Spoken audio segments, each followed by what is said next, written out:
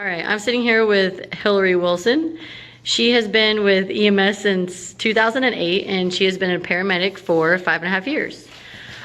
So this chapter we're talking about crisis management, and I would just like to ask you what you feel like has been a crisis within EMS for the past 15 years. I think a crisis in EMS has kind of been almost an identity crisis, and what I mean by that is what EMS is across the country. It varies very widely. If you're on the West Coast, it's all mostly fire and EMS respond to 911 calls, and then you have private ambulance transport.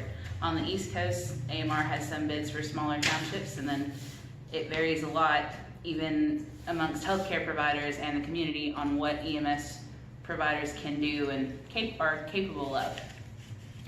It's kind of become a crisis because it gives this negative morale to people who are called ambulance drivers, and they know that they can do more. Some people who have bachelor's degrees think that they're better than certificate medics, and certificate medics will think otherwise, but people are not really on the same page across the country. Because of that, that whole sentiment has been transferred down the healthcare chain. Physicians, nurses, nursing homes don't necessarily understand what EMS can do all the time. Likewise, insurance companies also have a problem with what EMS can do. Their understanding of it, I mean. It varies widely on how insurance reimburses us because of runs. The big Medicare and Medicaid, they don't necessarily pay as much as private insurance companies, and that kind of all affects how EMS gets reimbursed. That affects how EMS providers are treated at work. Some people think that this job is way too much for as little pay as they make, and it has kind of led to a crisis of a shortage of workforce overall. I hope that kind of makes sense. Yeah, so do you think, the last thing you just said, do you think that's what's caused like the overall crisis, like with all the other, like what do you think has caused the crisis, the identity crisis within like other healthcare entities and stuff like that? So you mean the shortage of?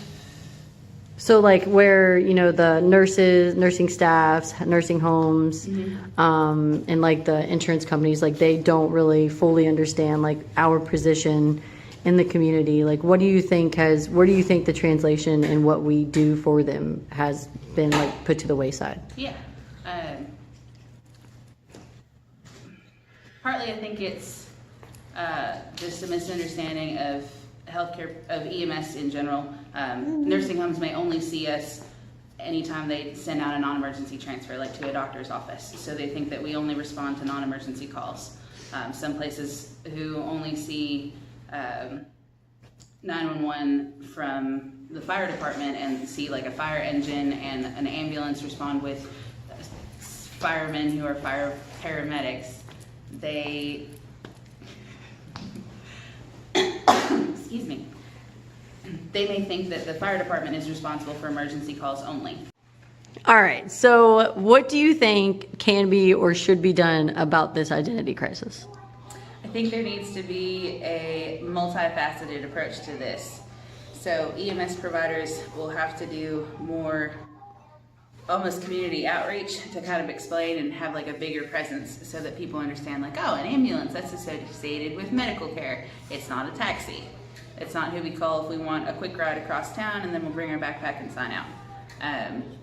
It would be helpful also if people in EMS, I know there is a stigma in some places that they have a very unprofessional demeanor.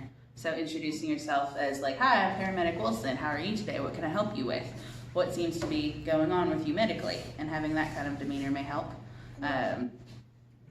EMS services, I think, need to do a better job at realizing that it is absolutely okay for people to get more educated.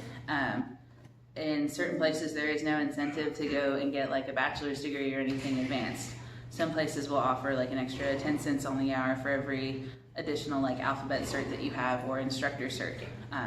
So encouraging all of our people to kind of like progress ourselves educationally, skills-wise, however it may be, is a good thing as well.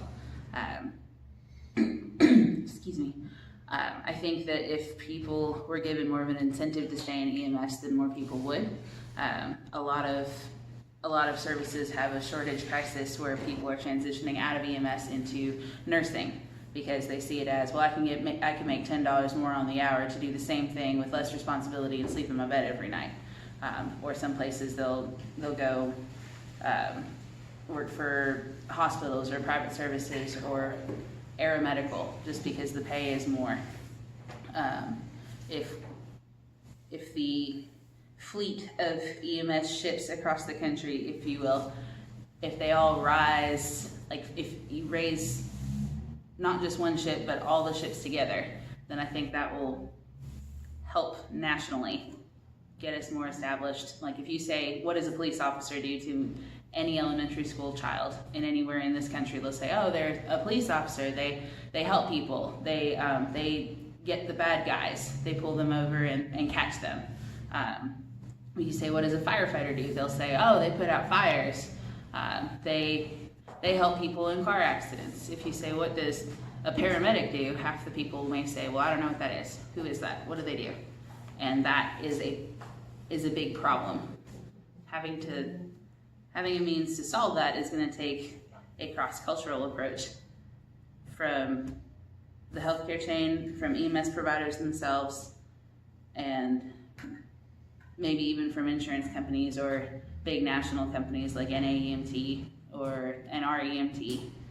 But something has to be done, or we will continue to see this crisis in EMS of depleting our workforce, of people who see this as a means to get somewhere else, like nursing school, PA school, etc.